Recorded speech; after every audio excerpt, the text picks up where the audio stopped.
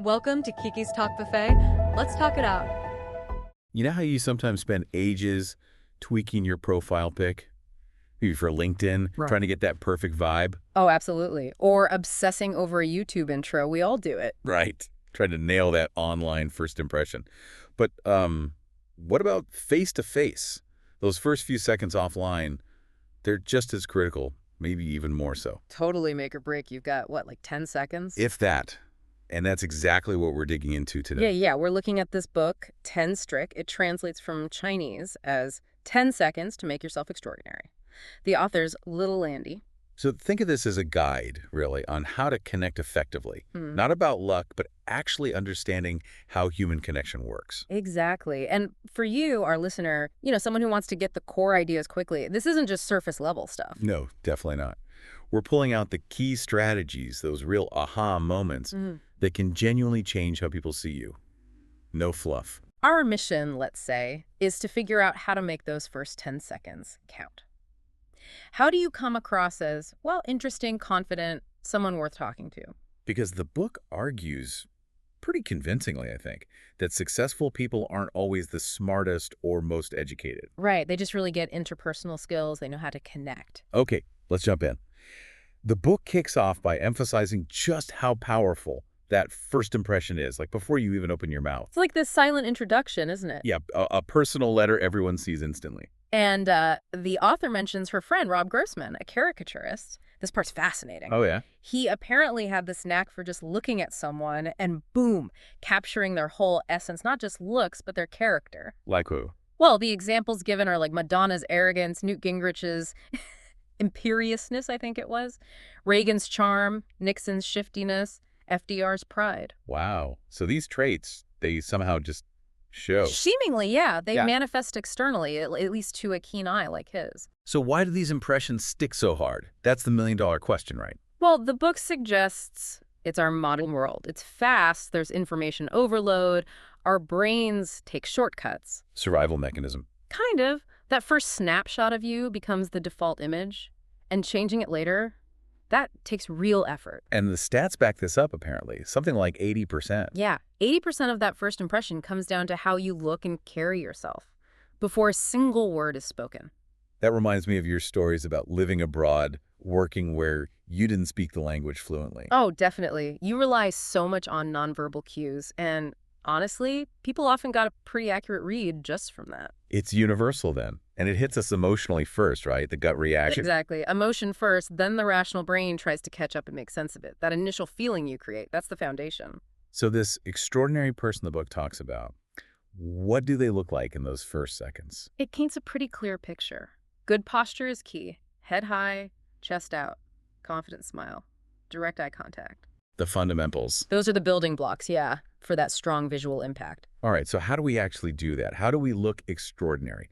The book gets into specific techniques. First one is the sweeping smile. Right. And this isn't just any smile, not the quick flash grin we often do. Okay. The author contrasts it with that faster smile, which maybe today doesn't land quite as strongly. Think about like leaders or really influential people. Their smiles often seem richer, more considered. Like it means something when it arrives. Why is that, though? Well, the idea is that slight delay makes it feel more genuine. An instant smile can seem automatic, maybe even fake. The pause suggests your smile is a real response to that specific person. That makes sense. It reminds me of the story of the book about the author's college friend, Xiao Mei, or Melissa. Yeah, the one who took over the family business. Corrugated boxes. Yeah. And the author was initially worried, thinking Melissa was maybe too cheerful, too bubbly for that tough industry. Right, but then she saw her at this client dinner. Big change. Apparently, yes. Still pleasant, but she came across as more sincere, more insightful. And she landed 3 new clients that night. Okay, so what was the secret? It was the smile. She'd consciously changed it. Her dad had told her, based on some slightly odd song about big feet, that Yeah. her smile was too fast. He'd even found research about businesswomen suggesting a slower smile builds more trust. Interesting. Any famous examples? Yeah, the book mentions people like Margaret Thatcher, Indira Gandhi, Golda Meir. Sure. Not exactly known for beaming instantly, right? True. They had a more measured presence. So that tiny delay, less than a second, makes the smile feel special.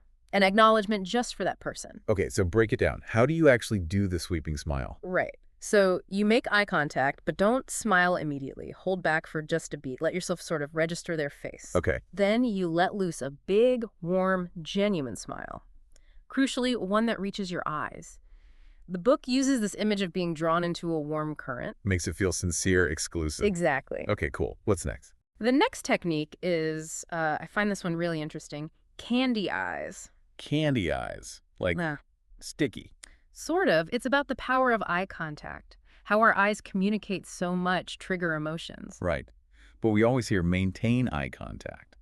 Is it just that simple? Well, the book adds some nuance. It says too much eye contact can actually be bad. Oh, how so? Some people find it unnerving, maybe if they're naturally suspicious, or in certain cultures it can come across wrong. Cultural differences.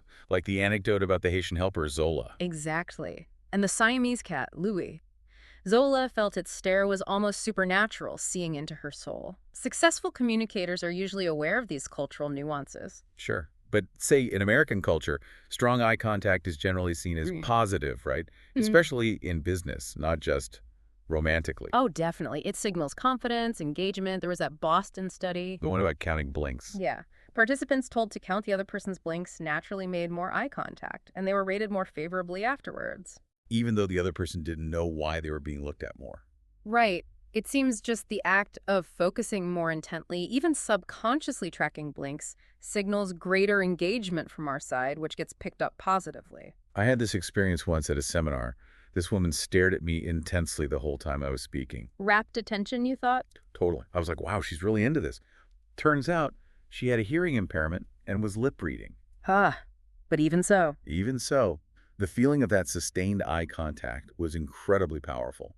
It made an impact, even based on a misunderstanding. And there's research linking sustained eye contact with how intelligent and capable of abstract thought someone seems. Right. But didn't that Yale study show a difference between men and women? It did. That's another layer. It seemed to confirm more eye contact is better overall, but with a twist. Which was? More eye contact helped women feel closer, build rapport. But between men, sometimes it could be perceived as more hostile or, confrontational. Interesting. Biological, maybe? Possibly. The book touches on that. Deliberate eye contact can actually increase heart rate, release adrenaline-like stuff. A bit like the feeling of being in love or maybe facing a challenge. So it creates a heightened state. Makes the other person feel they've really got your attention. Pretty much. Even for Yeah. just a moment, it signals focus. Okay, so how do we do candy eyes without being creepy or confrontational? What's the technique? The image the book gives is to imagine your eyes are stuck to their face with, warm, sticky toffee. Okay, toffee eyes. So when they finish speaking, don't immediately look away. Linger for a moment. And if you have to look away... Do it slowly, Mhm. reluctantly, like you're stretching that sticky toffee into a thin thread before it finally breaks. So it conveys reluctance to break the connection. Exactly. It's about showing captivated attention, making them feel genuinely seen, even in those first crucial seconds. Right, so wrapping this part up, those first 10 seconds are huge. Absolutely critical. Before you say anything, posture, smile, eyes, they're all sending messages. Loud and clear. And mastering that sweeping smile, that slightly delayed real warmth, and the candy eyes, that sticky, sustained gaze, can make a massive difference right off the bat. And crucially, these aren't just, cheap tricks. They're based on understanding how we actually work, psychology, nonverbal cues. Yeah, they feel grounded, and they're actionable. These first two, you can literally try them today. Definitely. Which leads us to a final thought for everyone listening. One. Try it out. Consciously experiment with the sweeping smile and candy eyes next time you meet someone new, or even in a regular interaction. And just observe. Yeah, just notice. See what happens. What subtle shifts do you feel in the connection? It really makes you think, doesn't it? If you get these basics right. What else becomes possible in your communication? How much deeper could those connections go? Exactly. It sets the stage. Food for thought. Well, thanks for diving deep into this with us today. My pleasure. Thanks for listening.